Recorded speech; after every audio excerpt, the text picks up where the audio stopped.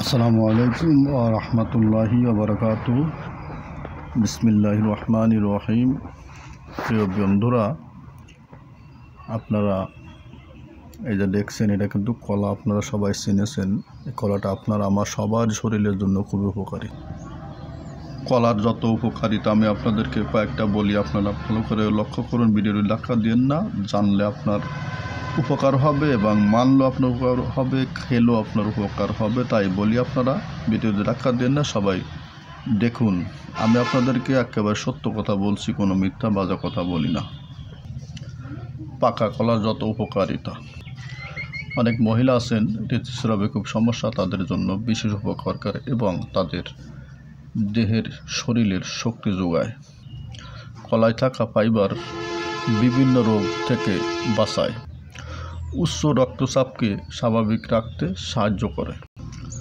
প্রত্যেক দিন একটি করে কলা খাবেন, ইনশাল্লাহ আল্লাহ পাকের রহমতে আপনার স্মৃতিশক্তি বৃদ্ধি পাবে ইনশাল্লাহ।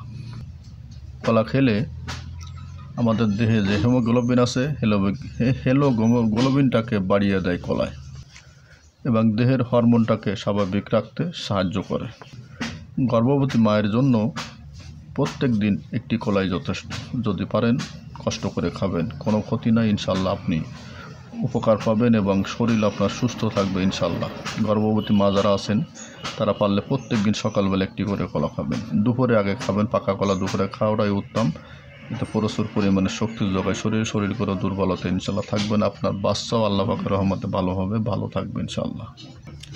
যাদের পাকস্থলীতে সমস্যা আছে, গ্যাস আছে অথবা গ্যাস্ট্রিক আলসার আছে, বিভিন্ন সময় গ্যাসের জন্য মানুষ হাই উতাস করে, কষ্ট পান, তাদের জন্য বললাম আপনারা প্রত্যেক দিন একটি করে কলা খাবেন, দুপুরে আগে খাবেন। ইনশাল্লাহ আপনার পাকস্থলী যত সমস্যা থাকুক না কোনো, আল্লাহ পাকের রহমতে দেখবেন যে প্রত্যেকটা সমস্যার সমাধান হয়ে গেছে। এবং যাদের যৌন সমস্যা আছে তারা পারলে প্রত্যেক দিন একটা পারেন, দুটো পারেন, যদি বাড়া খেতে পারেন খান, ইনশাল্লাহ দেখবেন যে আপনার আস্তে আস্তে আপনার শরীর ঠিক হয়ে গেছে।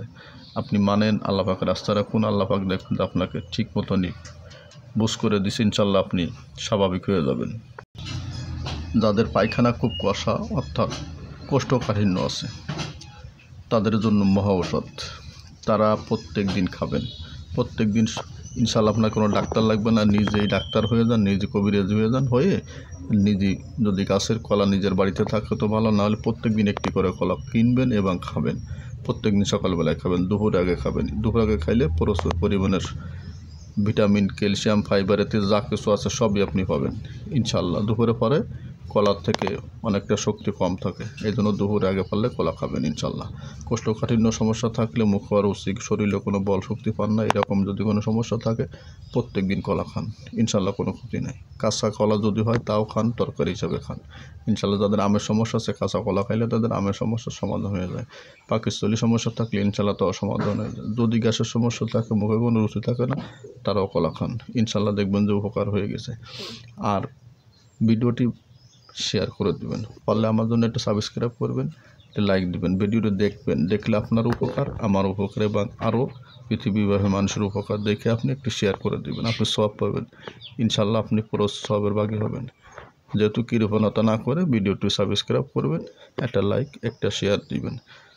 সবাইকে ধন্যবাদ। ভিডিওটি এই পর্যন্ত। সবার কাছে অনুরোধ থাকলো শেয়ার করবেন, শেয়ার করে সবার মাঝে ছড়িয়ে দিন। আপনার প্রয়োজন আপনারা ভাই বা মা বোনদের প্রয়োজন হইতে পারে, আপনি সব পাবেন। সবাইকে ধন্যবাদ। আসসালামু আলাইকুম ওয়া রাহমাতুল্লাহি ওয়া বারাকাতুহু।